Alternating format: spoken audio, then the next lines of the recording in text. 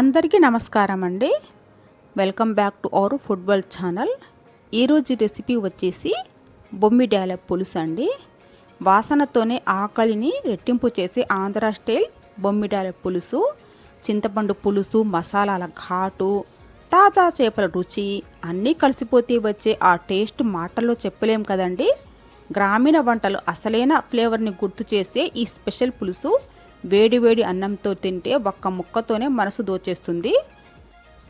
ఇంట్లో సింపుల్ ఇంగ్రీడియంట్స్తో restaurant level taste తెచ్చే ఈ రెసిపీని ప్రిపేర్ చేద్దాం పదండి. ముందుగా అయితే చేప ముక్కలు శుభ్రంగా వాష్ చేసుకున్న తర్వాత ఉప్పు, కారం, పసుపు వేసి ముక్కలు బాగా కలుపుకోవాలండి. ఇది బాగా మొత్తం చేతులతోటి మిక్స్ చేసుకోవాలి. చూస్తున్నారు కదా ఫ్రెండ్స్, ఈ విధంగా ముక్కలు బాగా కలుపుకోవాలండి. ముందుగా అయితే ఉప్పు, పసుపు వేసి శుభ్రంగా వాష్ చేసుకోవాలండి చేప ముక్కలను. తర్వాత ఈ విధంగా బాగా కలుపుకోవాలండి. తర్వాత అయితే స్టవ్ మీద ప్యాన్ పెట్టి వేడైన తర్వాత 1/2 స్పూన్ మెంతులు, 1 టేబుల్ స్పూన్ ధనియాలు, 1/2 స్పూన్ జీలకర్ర ఇవి బాగా ఫ్రై చేసుకోవాలండి. కొంచెం పచ్చి వాసన పోయే వరకు ఫ్రై చేసుకోవాలి. నెక్స్ట్ అయితే ఇందులో కొన్ని కర్రీ లీవ్స్ వేసుకోవాలండి. కొంచెం కరివేపాకు వేసుకోవాలి. ఇది వేసి కొంచెం ఫ్రై అయిన తర్వాత మిక్సర్ జార్లో తీసుకొని చల్లారిన తర్వాత దీన్ని మెత్తగా గ్రైండ్ చేసుకోవాలండి. ఈ విధంగా మెత్తగా పౌడర్ చేసి పక్కన పెట్టుకోండి. తర్వాత అయితే అదే ప్యాన్లో ఆయిల్ వేసుకోవాలండి. ఈ విధంగా ఆయిల్ కొంచెం వేసుకోవాలి. తర్వాత సన్నగా కట్ చేసిన 2 పెద్ద ఉల్లిపాయలు వేస్తున్నానండి నేను. గోల్డెన్ బ్రౌన్ కలర్కి వచ్చే వరకు వీటిని ఫ్రై చేసుకోవాలి. చూస్తున్నారు కదా ఫ్రెండ్స్, ఈ విధంగా ఫ్రై చేసుకోవాలి. కొంచెం ఉప్పు వేసుకోవాలండి ఇందులో. ఈ విధంగా ఫ్రై అయిన తర్వాత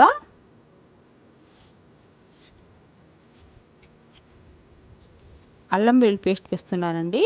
ఇంట్లో దంచింది వేసుకోండి, ఫ్లేవర్ అయితే చాలా బాగుంటుంది ఇంట్లోదైతే. ఇది కొంచెం పచ్చివాసన పోయే వరకు ఫ్రై చేసుకోవాలండి. తర్వాత 4-5 పచ్చిమిర్చి చీల్చుకొని వేసుకోవాలండి. ఇది కూడా వేసి కొంచెం ఫ్రై చేయాలండి. తర్వాత 2 పెద్ద టమాటాలండి సన్నగా కట్ చేసి వేసుకోండి. ఈ టమాటాలు వేసిన తర్వాత ఒక 5 మినిట్స్ లో ఫ్లేమ్లో ఫ్రై చేసుకోవాలండి. తగినంత ఉప్పు వేసుకోండి. కారం కూడా మీకు తగ్గట్టు వేసుకోండి, టేస్ట్కి తగ్గట్టు వేసుకోండి. ఆల్రెడీ ముందుగానే ఉప్పు, కారం, పసుపు చేప ముక్కల్లో వేసి కలిపామండి, అందువల్ల చూసి వేసుకోండి. తర్వాత కావాలంటే మరలా వేసుకోవచ్చు.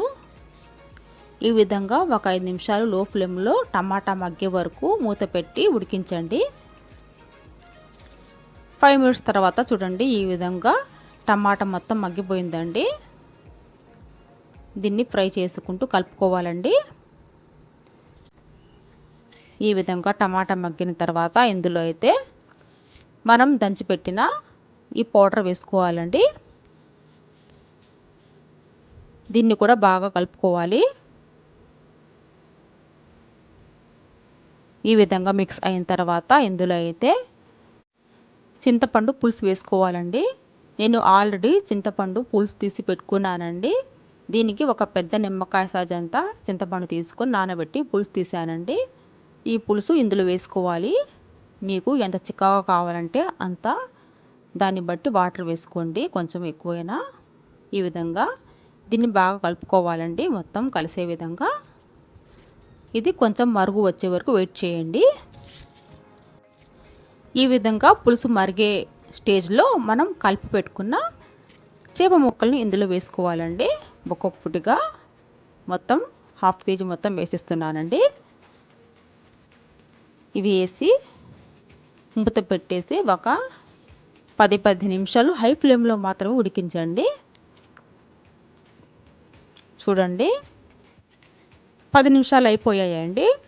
చూడండి, గ్రేవీ తగ్గి ముక్క మనకు బాగా ఉడికినట్టు అనిపిస్తుంది. కొంచెం కారం తక్కువగా ఉందండి, అందువల్ల ఇంకొంచెం కారం వేసాను. మీరు టేస్ట్ తగ్గట్టు కొంచెం టేస్ట్ చూసి వేసుకోండి.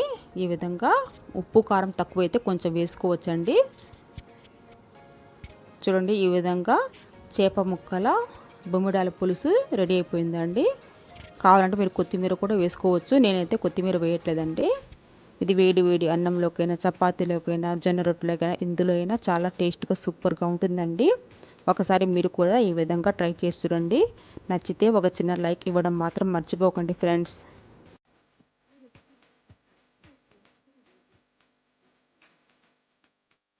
మరిన్ని మంచి వీడియోస్ కోసం మన ఛానల్ సబ్స్క్రైబ్ కూడా చేసుకోండి friends. Thank you for watching. మరలా ఇంకొక వీడియోలో కలుద్దాం. అంతవరకు సెలవు. Bye bye.